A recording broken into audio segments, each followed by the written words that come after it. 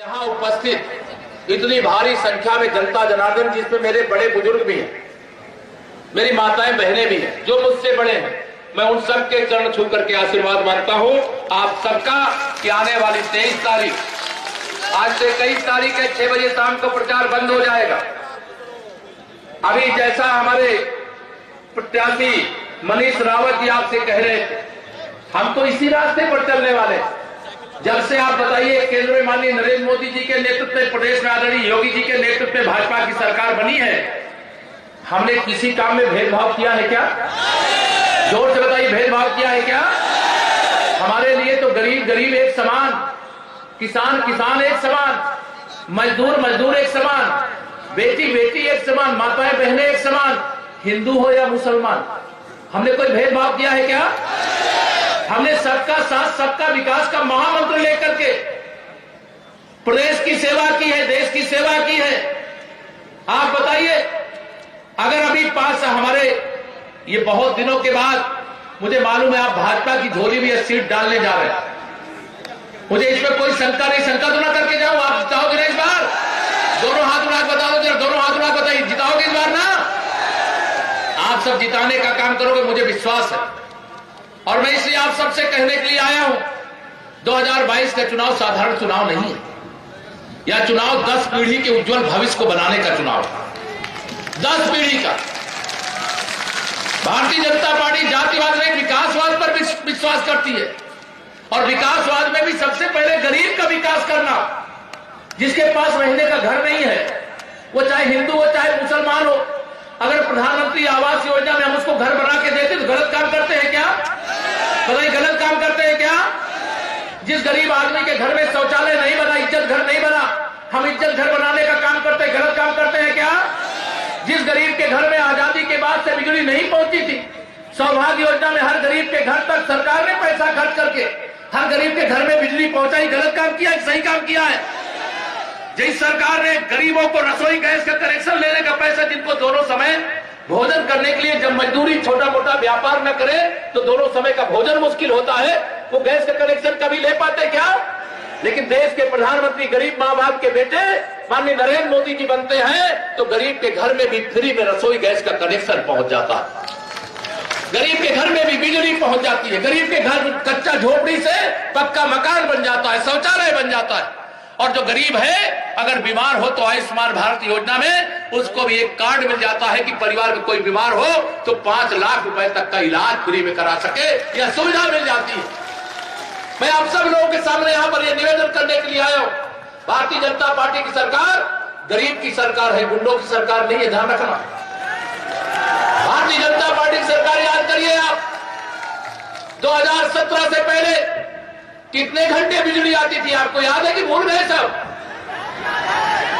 आप बिजली आती है कि नहीं आती है? लो वोल्टेज रहता है क्या? ट्रांसफार्मर जल जाए तो पैसा देने के बाद ट्रांसफर मिलता है, बिना पैसा ट्रांसफार्मर लग जाता है। भाजपा की सरकार आने के बाद माननीय नरेंद्र मोदी जी दिल्ली से मेरे किसान भाइयों के खाते में 2-2 हजार रुपया की 3 किस्त साल में भेजते हैं। हिंदू मुसलमान देख के भेजते हैं कि सबको भेजते? बताओ, बिना भेदभाव के अगर जो सेवा करे तो उसे आशीर्वाद मिलना चाहिए कि नहीं मिलना चाहिए? मैं आप सब लोगों के सामने वोट नहीं, मैं वोट के रूप में कर्ज मांगने के लिए आया हूं। अभी 2017 से जो 2022 आपने देखा है वो तो टेलर था, टेलर। असली पिक्चर तो 10 मार्च के बाद दिखाने का काम करेंगे। विकास की किरण हर गरीब तक पहुंचाने का काम करेंगे। हर माता बहन के सेवा के लिए सरकार का खजाना खुला होगा। हर बुजुर्ग के सम्मान के लिए आने वाली 10 मार्च के बाद आप सभी के आशीर्वाद से 300 से ज्यादा सीटें जीत करके फिर भाजपा की सरकार बनने जा रही है। और सरकार बनने के बाद 10 मार्च के बाद हम लोग क्या करेंगे वो बता दे रहा हूं आप सबको। 10 मार्च के बाद गरीब कल्याण को सर्वोच्च प्राथमिकता देते हुए गरीब के जीवन में खुशी लाने के लिए केंद्र सरकार का खजाना भी और प्रदेश सरकार का खजाना भी सबसे अधिक किसी के लिए खोला जाएगा तो गरीबों के लिए खोला जाएगा। गरीबों की सेवा करना पाप है क्या? हम गरीबों की सेवा करते हैं। हाँ, हम अयोध्या में रामलला की जन्मभूमि पर भव्य मंदिर निर्माण भी करते हैं, लेकिन गरीब आदमी जो झोपड़ी में रह रहा था उसका प्रधानमंत्री आवास योजना में पक्का मकान भी बना करके देने का काम करते हैं।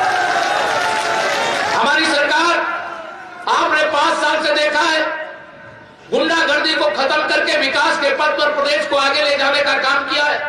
हमारे माननीय प्रधानमंत्री जी कहते हैं, हमारे मुख्यमंत्री जी कहते हैं कि जहां हम पिछली बार नहीं जीते थे, लेकिन पिछली बार नहीं जीते तो इसका मतलब नहीं कि सिधौली का विकास नहीं होगा।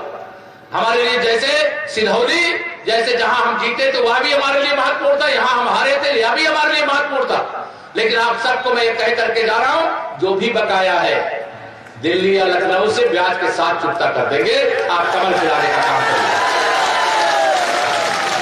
हमारी सरकार का संकल्प है, हमारी पार्टी का संकल्प पत्र है, आने वाली 10 मार्च के बाद हम अपने गरीब माताओं बहनों को, जिनको प्रधानमंत्री उज्ज्वला योजना में गैस का कनेक्शन मिला है, महंगा हुआ है थोड़ा सा, माननीय प्रधानमंत्री जी ने कहा मेरी माताओं बहनों को महंगा सिलेंडर लेने में तकलीफ होती है, इसलिए सरकार बनने के तत्काल बाद एक भरा हुआ सिलेंडर फ्री में जो प्रधानमंत्री उज्ज्वला योजना के अंतर्गत कनेक्शन पाए हैं उनको भेजवाने का काम सरकार के एक दिवाली पर, एक होली पर और दूसरा दिवाली पर। जो मेरे यहां पर आप सब लोग बैठे होंगे, बड़ी संख्या में बैठे, ऐसे भी बड़े बुजुर्ग होंगे जिनको पेंशन मिलती होगी, बुजुर्गों का पेंशन, विधवा माताओं बहनों की पेंशन, दिव्यांग भाई बहनों की पेंशन।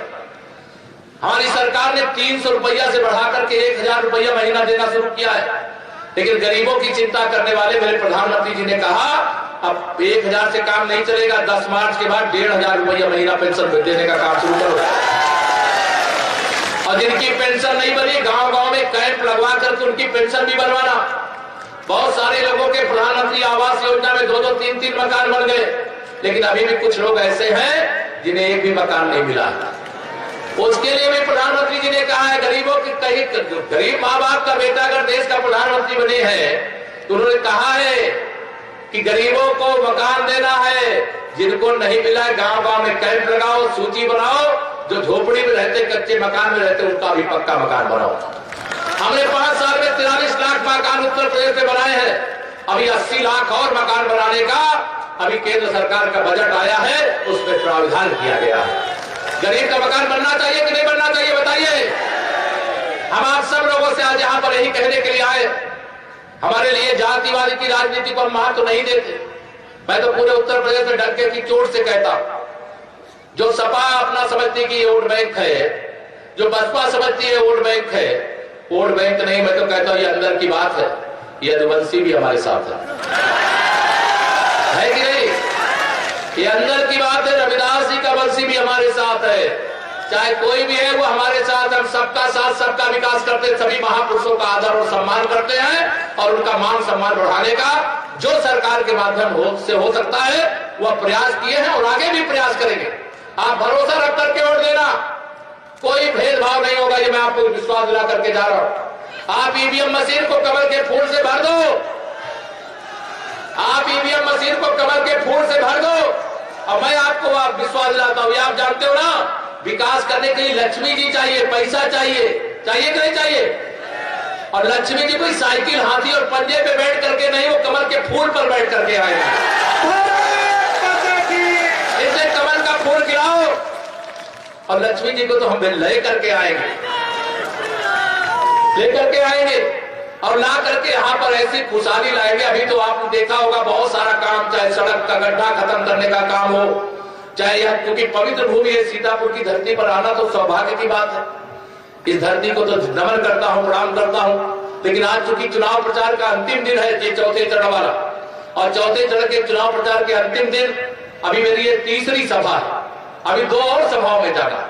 मैं आज सबसे यही कहने आया हूं, यहाँ तमाम सारे कार्यकर्ता भाई भी हैं हमारे, जो बूथ में काम करते होंगे, पन्ने में काम करते होंगे, मंडल में काम करते होंगे, उन सब कार्यकर्ताओं को भी आश्वस्त करता हूं, चिंता मत करना, केवल कमल खिलाने के लिए पूरी ताकत से लग जाना।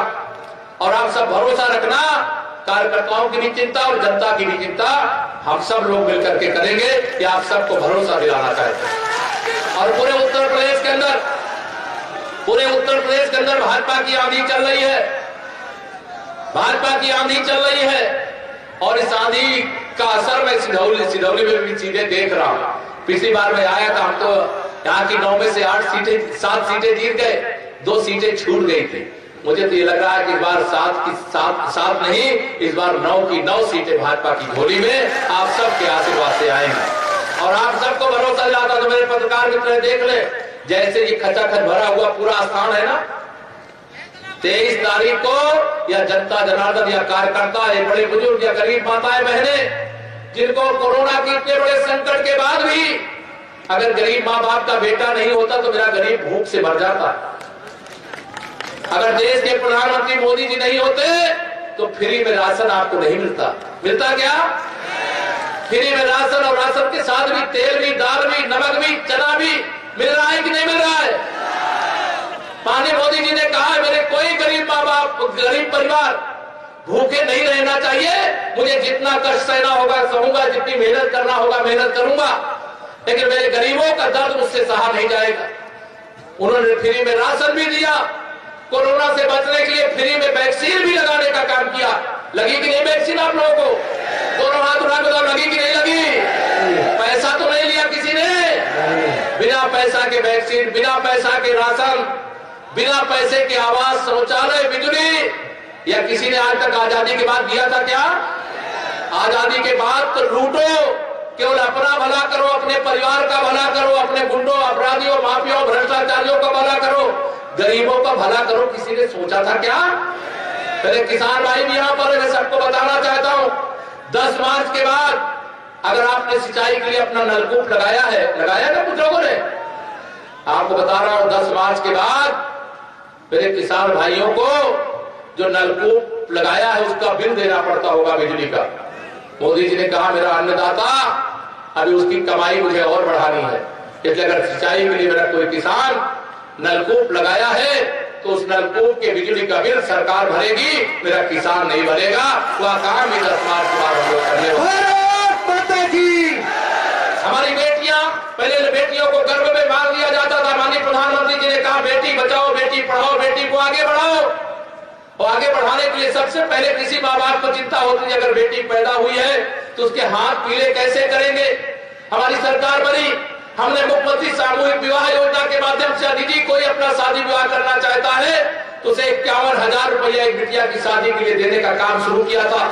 लेकिन अच्छी बात मैं आपको ये बताना चाह रहा हूँ, 10 मार्च के बाद ये कहा है माननीय प्रधानमंत्री जी ने, पहले गरीब परिवारों की बेटियों की शादी शान से, धूमधाम से होनी चाहिए। 51,000 रुपया कम है, इसलिए एक बिटिया के विवाह के लिए 10 मार्च के बाद 1 लाख रुपया खर्च करने का काम किया है। भारतीय जनता पार्टी एक ऐसी पार्टी है जो चाहे अगड़ा हो, चाहे पिछड़ा हो, चाहे अनुसूचित वर्ग का हो, इसकी त्रिवेणी है, ध्यान रखना।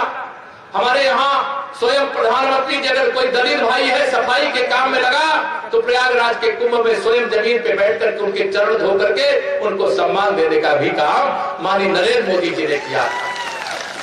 अगर बाबा विश्वनाथ जी के धाम का निर्माण हुआ है जो औरंगजेब के समय से तहस नहस किया गया, वहां काम करने वाले मजदूरों की बाबा की पूजा करने के बाद, संतों का आशीर्वाद लेने से पहले मजदूरों की पूजा किया, उनका दर्शन किया, उनका अभिनंदन किया, पुष्प वर्षा किया। या चाहे सफाई कर्मचारी हो, चाहे मजदूर भाई हो, बताइए मोदी जी के अलावा कोई उनका सम्मान कर सकता है क्या? माननीय नरेंद्र मोदी जी हर गरीब के दिल में है, हर मजदूर के दिल में है, हर किसान के दिल में, मेरी माताओं बहनों के तो विशेष ही आशीर्वाद मोदी जी को प्राप्त है कि नहीं? बताओ आशीर्वाद है कि नहीं? दोनों हाथ उठा बताओ है कि नहीं आशीर्वाद? देखिए मेरी माताओं बहनों का आशीर्वाद, इसी आशीर्वाद की ताकत है। मैं विरोधियों को बताना चाहता हूं, तुमने गरीबों की हाय ली है, गरीबों का श्राप लिया है। गरीबों को सुख देने का काम किए होते तो सत्ता से कभी विदा नहीं होते, क्योंकि तुम गरीबों की सेवा नहीं कर सकते, किसानों की सेवा नहीं कर सकते, मजदूरों की सेवा नहीं कर सकते, जो दलित पिछड़ा गरीब है उसकी सेवा नहीं कर सकते। जो सेवा कर सकता है, कोई बोले मुंह से चाहे ना बोले, अंदर से ही आशीर्वाद मिल जाता है। मिलता है कि नहीं बताओ? और आपके आशीर्वाद की ताकत लेकर के ही आपका आशीर्वाद आज फिर उत्तर प्रदेश में फलीभूत हो रहा है। हम सुशासन देंगे, हम विकास देंगे, हम आपकी जरूरतों को पूरा करेंगे, हम बीच में भ्रष्टाचार करने वालों को सीधा जेल भेजने का काम भी करेंगे। भेजना चाहिए कि नहीं भेजना चाहिए जेल? जो आपका हक बीच में खाने की कोशिश करे उसे जेल में भेजना चाहिए कि नहीं भेजना चाहिए? तो मैं आप सब लोगों को इतना ही अपील करके जा रहा हूं, कोई चाहे सपा हो, चाहे बसपा हो, चाहे कांग्रेस, यह आपका भला न किए है न कर सकते। भाजपा आपकी सेवा में समर्पित थी, समर्पित है और समर्पित रहेगी। हम देश की रक्षा में भी समझौता नहीं करते और प्रदेश की सुरक्षा में भी समझौता नहीं करते।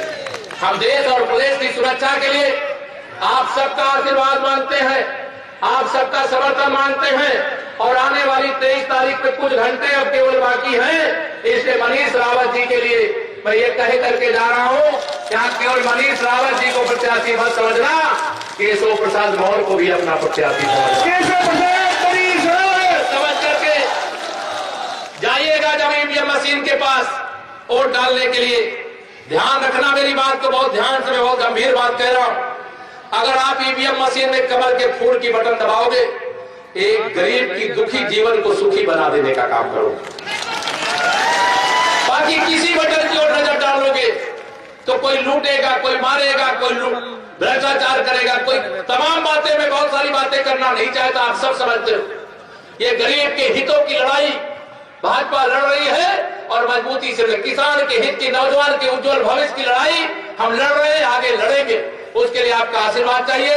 लंबी बातें नहीं कर सकता, लेकिन 10 मार्च के बाद अगर माननीय प्रधानमंत्री जी ने कहा है फिर से भाजपा सरकार बनने ही जा रही है, तो सभी मेरी माताओं बहनों के लिए गैस का फिर भरा हुआ सिलेंडर होली से पहले पहले आ जाएगा। और जब होली के पहले आ जाएगा तो ये जरूर मैं कहूंगा मनीष जी से और पार्टी के सभी नेताओं से कि सिधौली में मैं चुनाव के बाद भी एक बार आना चाहता हूं गुजिया